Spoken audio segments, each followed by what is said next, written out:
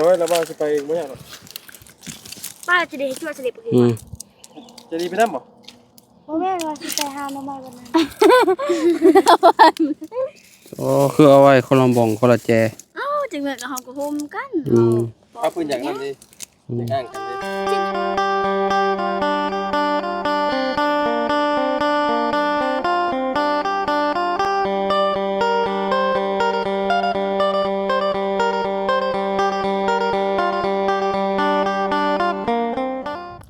เอากราบสบายดีเด้อพ่อแม่พี่น้อง FC วัดสุขุสุคนเนาะพ่อกันกับเฮาอยู่หลังโรงงานบ่อนพ่อน้องเลี้ยงเพิ่นอันนั้นพี่น้องเนาะบ่อนเพิ่นมะพร้าวเนาะพากันมาหาของแซ่บพี่น้องของแซ่บบ้านเฮาเนาะหน่อไม้อะไรพี่น้องเนาะหาหน่อไม้ หาหน่อไม้มาแกงพี่น้องเนาะโอ้มองนี่ก็เจ้าจกดินไปพี่น้องเนาะแล้วก็เจ้าก็จูดพี่น้องเนาะจูดไม้จูดอันนั้นมันก็ไม้หน่อไม้เก่าเนาะก็หน่อไม้เก่าพี่น้องมันโป่งไม้บาดนี่เฮ้โอ้พี่น้องมีไฟบ่จักอัน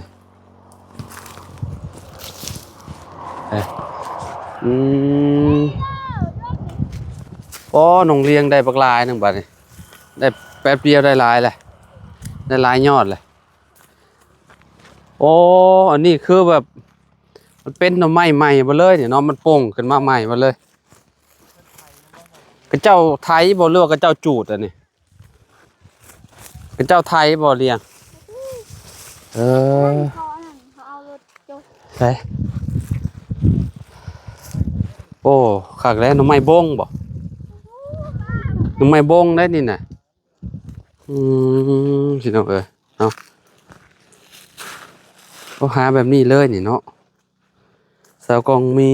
สบายดีเด้อโดยได้จังยอดแล้วจะดีกับมาคือการเหมือนนี้เนาะสบายดีเด้อเฮ้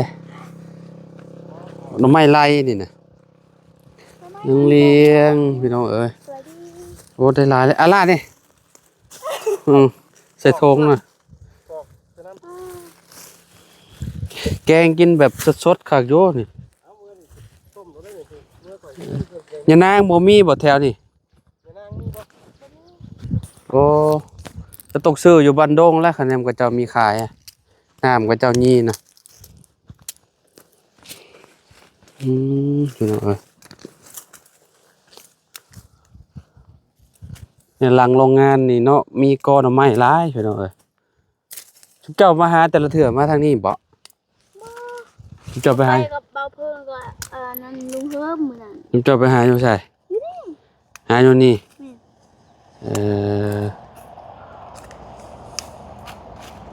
ง่ายอยู่พี่น้องมันบ่ได้เข้าไปเลิกปานใดมันอยู่แถวหนทางนะโอ้บ่ยาวได้เลย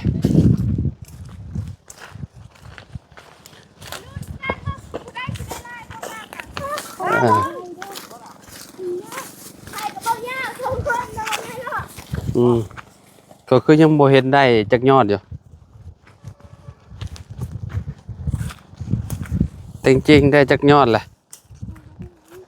เฮ้ยเสียมาคุดด้วยจริงๆเฮ้ยบ่เอาเลยเอาบ่เฮ้ยยังไงตัวนี้อ่ะโอ้ได้หลายแล้วเนาะเห็นนี่ใช่บ่คุดก็ได้นะบ่ต้องคุดก็ได้เอาเลยถ้าเป็นคนปงไม้ได้เอาได้อยู่มันทำไมน้ำหมอกเนาะโอ้อ่อนคักปัญญาเนี่ยมันมีป่ามันแบบนี้มันก็คักอยู่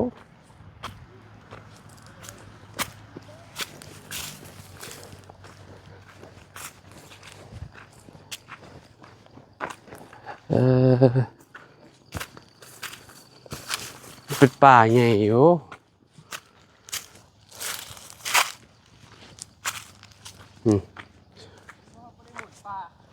นี่แต่เลาะย่างหารถ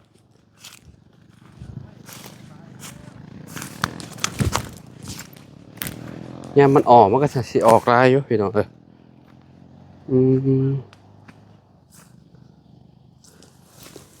เป็นปลาน้ำไม้ที่คนไทยออก โอ้เห็นเอานี่ขับเลยนี่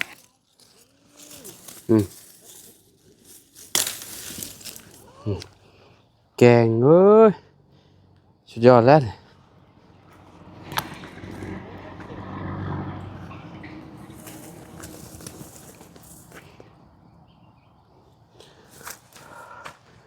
น้ำหมอกตกแห้งอยู่เลยพี่น้องโอ้โหสุดยอดสุดยอดคักนี่อ๋อหาง่ายกินง่ายแล้วแบบ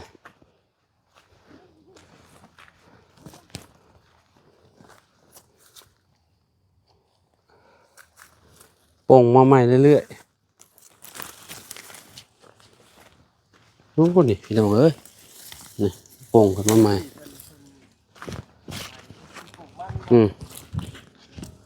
อ๋อนี่ อาจารย์ก็ได้ปลายนึง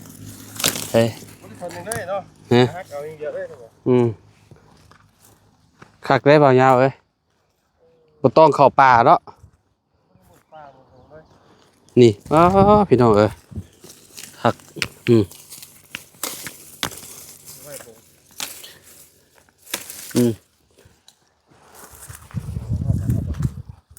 ไม่ปลูก ไม่บงไม่บง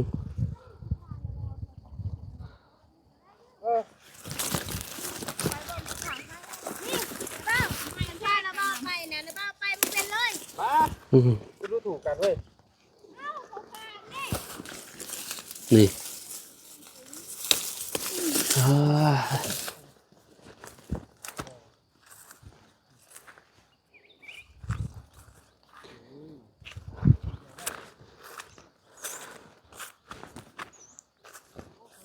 เนงมันป่งออกมาใหม่โอ้คักปะเนี่ย น้ำฝนได้ลายแล้ว อู้นี่แห้งคัก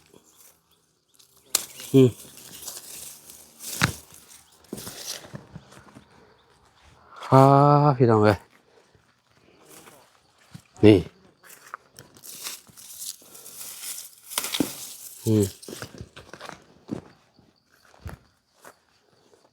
ใช่นี่อ๋อต่อคักอ่อนนาลีน้ำไม้น้ำหมอกโอ้สุดยอดฮะหาผู้เดียวเลย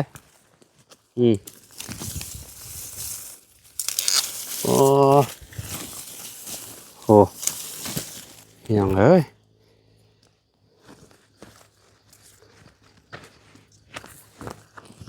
โอเคได้หลายแล้วนะ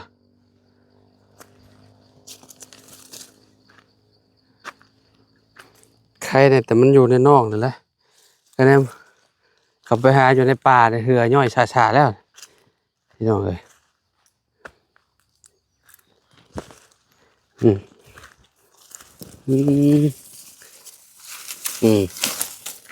ใช่แต่กองมีอ้าว โอ้ได้หลายเนาะ โอ้ลายอยู่เด้ไปปอกนี่ก็ได้ โอ้นี่นี่เฮ็ดคักนี่เจ้าก็มีนี่โอ้พี่น้องเอ้ยนี่คือสิโอ้บ้องคือสิอ่อนคักปะยังยามพ้นนี่สำสิกินนี่เนาะเวลามันป่งออกมาใหม่ๆพี่น้องเอ้ยนี่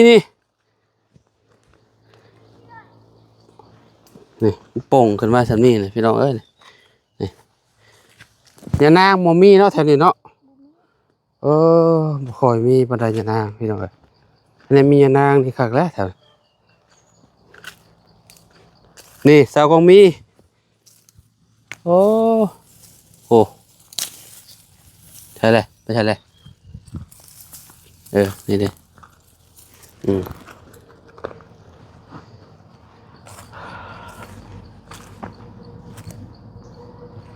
เบิดละบ่บัดนี้กอมันฮอดใช้กอมัน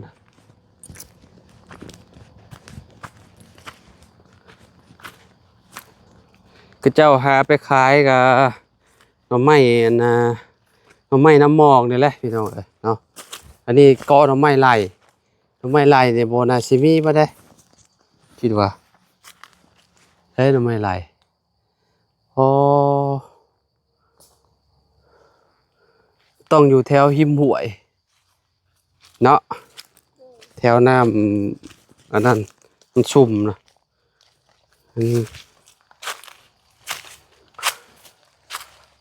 ขึ้นไปฮอดเทิงบ่เทิงมีบ่เบิดแล้วบ่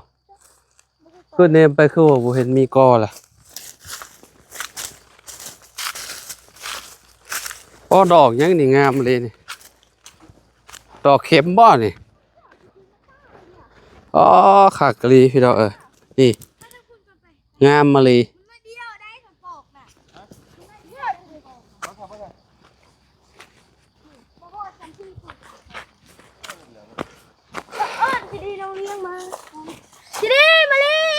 ใช้แถวเทิงมีบ่กอมา ไม่ไรเลยไม่ไรพวกนี้มีไหน โอ้เนียมแยมๆหน่อไม้ไล่เนาะเนาะแทบดีฮักแถวๆนี่ รถเลยหยอกไง โอ้ต้นมังเงียวบ่โมแม่นเนาะเดี๋ยวต้นมังเงียวซะดอกปอกอหน่อไม้ไล่เจ้าสร้างไว้แบบนี้เลยนี่คักกรี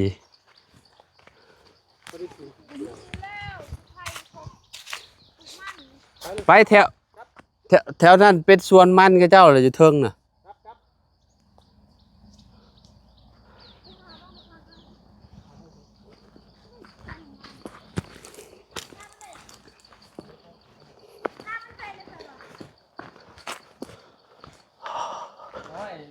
มาหาข้าวทีเนาะได้ถึงที่กับคุณได้หรอจ้ะ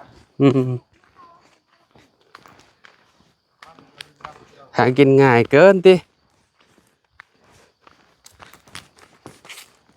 เล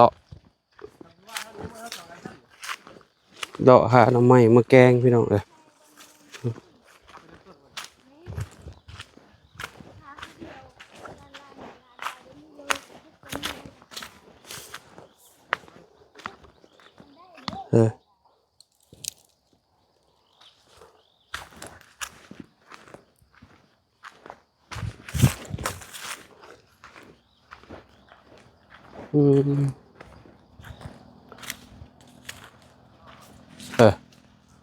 หมองมันเขียวๆวันนี้มันน่าจะออกอยู่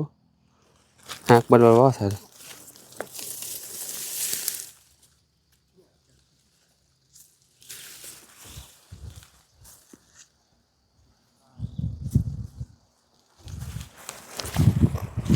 แล้วนี่ใส่น้องอันน่ะหักบัดแล้วน้องเต็งจริงกับบ่าวยาวหักบัดแล้ว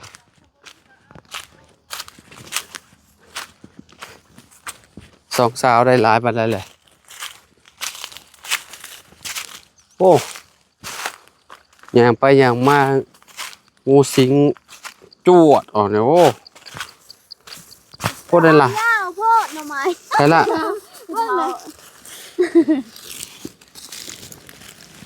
ได้หลายแล้วเราว่า ไม่อยาก เจดีได้เท่าไรเลยโอ้พอแกงแล้ว ใช่ทั้งก่อน อันน่ะน้ำซาวกงมีกับซาวกงมีกับบักลายนึง ต้องลายเหรอขอช่วยหน่อยเอง ไปเบิ่งว่าน้ำซาวกงมีบักลายแต่บ่าวได้บักลายนึงแต่บ่าวเอาให้เราน้ำอันน่ะซาวกงมีน่ะแกงกินใส่อันนั้นหลายๆใส่เห็ดหูหนูหลายๆเห็ดกระตุ่นหลายๆกับแทบใส่ผักหลายๆผักมะอึหลาย กูไม่ชื่อ นี่แม่ย่ามึงไม่ละทำไม เฮ้ยล่ะ ฮะ เรียกก็ได้เหลียว กูไม่คิดว่าไล่เอาไล่เด้อ โอ้ลายได้ เคยเห็นที่อยู่ โอ้รวมโตกันได้หลายแล้วนะ3 เติมอยู่ได้เติม พอแกงแล้วสำนี่นะ เป็นก้อนเดียวบ่พอเลย หืม คือน้อยจะมีก้อนเดียวบ่พอ หลายเลยโอ้ โอ้เครื่องมันอีก เพื่อใส่เครื่องใส่หยังก็แซ่บก็พอละ มันนั่นเดียวกันที่เลย แม่นบ่อืมหาอยู่ในหลังโรงงานนี่เด้พี่น้องเอ้ยเนาะแบบบ่ได้ไปไกลปานใด บ่ได้บุกป่าครับ คือแบบอยู่บนเป็นแป้นนี่ประมาณอาทิตย์หนึ่งมาหาเทื่อหนึ่งได้เด้นี่ดู มันแขกเนาะดีๆหัวจะดี เดี๋ยวเราไว้เจ้า อืม จากลาดแล้ว น้อยเกินมาสิดี ปอกกะโอ้คะแนนคนดูปอกฮะนี่น้อยก็ปอกเลยนี่นี่ เหลืออะไรนี่ต้องทำอันนี้ นี่อันนี้ปอกได้นี่ได้บ่ บ่ได้ บ่ได้มันแข็งเนาะ โอ้ยสบายพี่น้องหาเราไว้เดี๋ยวเราหาได้ขายดิ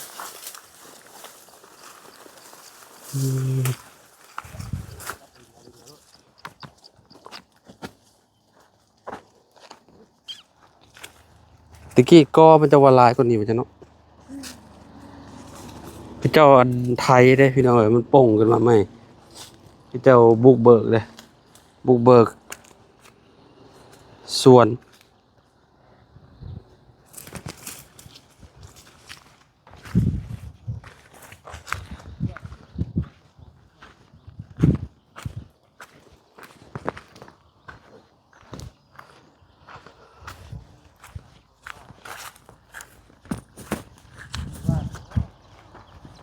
หาสดๆแล้วก็เมื่อแกงกินแซ่บๆพี่น้องเอ้ยเนาะถือว่าสุดยอดแล้ว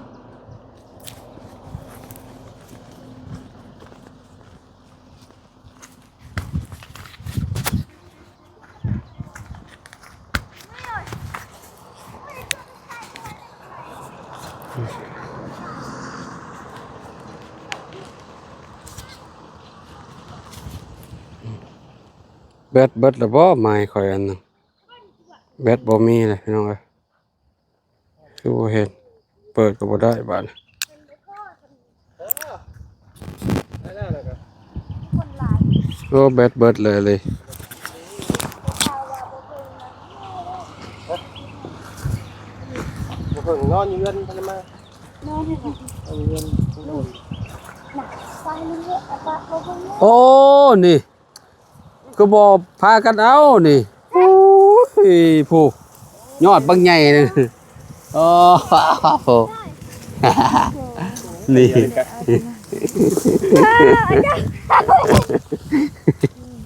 เอาเห็นได้จ้ะหาไปหามาก็ได้เซยเนาะแต่ว่าเฮาย่างผ่านมาเด้เฮาหาบ่ได้คักปานใดอันนี้มียักษ์ซะนี่ยอดยังอันนี่ไปหาปอกแล้วนะปะพอแล้วสำนินน่ะหาซื้อเครื่องมาแกงใช่บ่ได้น้อยดอกไปเชื่อขอรอดไป ว่าลูกไปแล้วว่าลูกไปซื้อไว้อย่านั่งก่อนก่อน พอน้องเลี้ยงกับน้องเลี้ยงกับแบบ นักเลงเหรอ เอาไปเทรวมกันลองเบิกว่าสิได้น้อยแล้วเด้อนี่ปอกอยู่นี่รถนี่ฮะมีมีดบ่เด้นี่นี่โอ้นี่ สองอันเลย อืม ปงเนาะ นี่ป่งขึ้นมาใหม่โอ้ยอ่อนๆเลยนี่ไเออด้บ่เคยลงได้ที่ได้ไป โอ้นี่เลี้ยงนี่โอ้นี่อ่อน หานแถวใดมีอีกนี่โอ้น้องเอ้ยนี่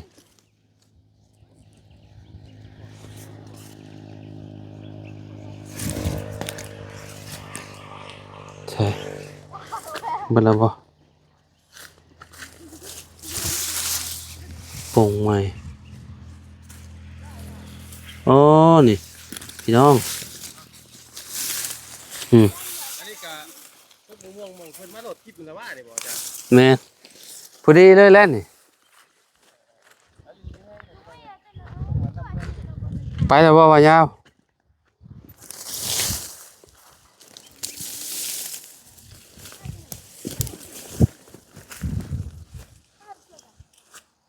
ไปเบิ่งเพิ่นนั่นก่อนพี่น้องเพิ่นได้ลายไปได้ละนี่โอ้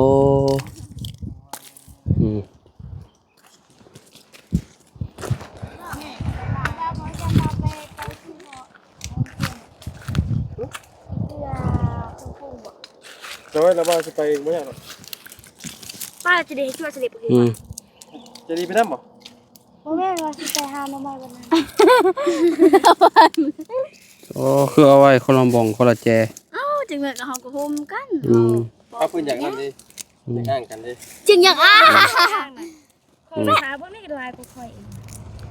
ฟังมาเล่าแน่ รวมโตกันเด้โอ้สำนีน้ำบ่ยากอันนั้นเนาะเอาแบบต้มแล้วก็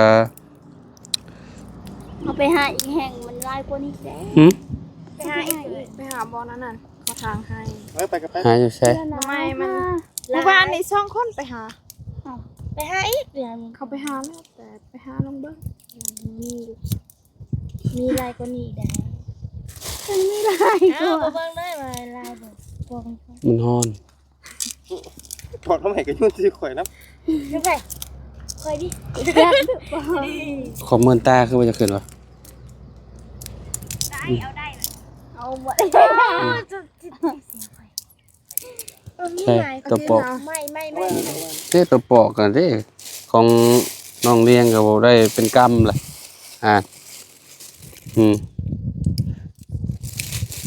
พอแล้วสามีเนาะเก่งเอาใหม่เอาเครื่องมาใส่ละลายจุ่มเจ้าแกงเอาเฮ็ดยังใส่เจกระตุน ทำไมเฮ็ดกระ ตุ่ ตุ้ น น คันว่ามีก็ใส่บ่มีแล้วแกงจะหน่อไม้ ผักอันนั้นเคยใส่บ่ยำบักอึ เฮ้ย ผักคะเด้ ขาด เ เอาเบิ้ลผักขามีเนาะมีเหือ เอาแล้วมื้อเช้า ขาดบ่ได้เด้ผักคะแกงเอาใหม่บ่าวยาวบ่มักบ่บ่าวยาว พักเราได้อยู่ข่อย ผักเน่า ข่อยละมักอยู่บ่บุญพุ่นบ่ว่า บุญมันปลาบ่มากินผักคะแต่ค่อยนี่โอ้ผักคะนี่แกงใส่นี่โอ้สุดยอดเลยกินกับตำมงหุงโอ้เขามักแล้วค่อยมักว่ากินเยอะเนาะมักคือกันอยู่ซะตำมงหุงโอ้เก็บมาเป็นกำกับเบิดเด้อค่อยจะดีกินบ่จะดี กินกับน้ำพริกกะปิ เลี้ยงกินบ่ตำมงหุงไร เอาแล้วมื้อเช้า บ่ยากจริง ฮะ ๆเป็นบ่ยาก จริงบ่มากินผักคะบ่ น้ำพริกกะปิ แต่ ถ้าไปแซ่บก็สิลองกินเบิ่ง น้ำพริกกะปิถ้าคืออย่างลวกกินพริกกะปิ แต่ละคนมักบ่คือกันพี่น้องเอ้ยเนาะแบบคือแกงหน่อไม้คือกันนี่ถ้าใส่อยู่บ้านเฮานี่ใส่กระปูเน่าพร้อม ปูเน่าวะปูดอง บ่กระปูตัวที่มันตายน่ะไปเด็กเด้ ปูเน่าขึ้นปูเน่า มันเน่าเด้มันมินเด้ ไม่ใช่มันไม่ อ้าว คือปลาเด็กแล้ว ก็คือปลาแดกกันแหละมินก็แซ่บเนาะตอนแรกก็อยากกินแกงหน่อไม้เลยเด้นี่โอ้ยังบ่ได้กินข้าวเช้าซ้ำ กินแล้วตำบักหุ่ง สาวกงมี ตำได้สิ เบาวยาวมีบ่บักหุ่งนะ มาหุงลาย โซชิเมอร์ตำบักหุ่งพร้อมเบาวยาว มื้อนั้นเราตำจนเบิดเกลี้ยง จะชื่อมะกอกบ่พร้อม แล้วเราตำเป็น เป็นเท่านั้นบ่ฮู้ว่าสิถึกใจหมู่ อาจารย์ลาอีก อืม ตำบักหุ่งนี่ แต่บ่าวยันบ่แซ่บ เอ้าบ่แซ่บก็กินแหละ ยัน ไม่นะคำเขียนไม่ตามห้องกินนี่ ผู้หนึ่งก็ตำมะฮุ่งผู้หนึ่งแกงหน่อไม้ เอาหอยผู้ใดนอกเก่งตรงไหนนี่เนาะ สาวก็มีต้มไก่ มียังกินข้าวเช้ามันนี่ นี่ได้อันนี้ได้นี่ จำแจ่ว เช้านี่คือกิน แกงหน่อไม้เนี่ยบ่ เขียนว่านี่แหละ เออ โอ้ยายเขากินหมดน้ำตรงไก่นะ โอเคใส่เนาะบ่เป็นหยังดอกบ่ยากดอกชุมระบาวนะ มันจะกินน้ำจะกินน้ำ โอ้ยจักไผสิกินหมด สองตัวคุณวะ อืม ตัวเดียวสองตัวหนึ่งอะเขาคั่วตัวหนึ่งแล้วเขาต้มเป็นตูเลย บ่ เออไปอะ ถึงว่าเราเงียบเคยกินนั่นเลยเคยกินอะไร อ๋อกินนั่นกินโคก ป้าละเฮ้ย กินโคกแล้วมันเลอะเนาะไปลำลาแล้วพ่อแม่พี่น้องเอ้ยเนาะอยู่ดีมีแฮงบ่สุขสุขคนเด้อพี่น้องเด้อเนาะโดยสบายดีเด้อสบายดีเด้อโดยไปบ่ยาวพอกันใหม่พี่น้องเอ้ยเนาะขอบคุณ FC ทุกคนเนาะที่มารับชมคลิปเด้อพี่น้องเด้อเนาะสบายดีพี่น้องพอกันใหม่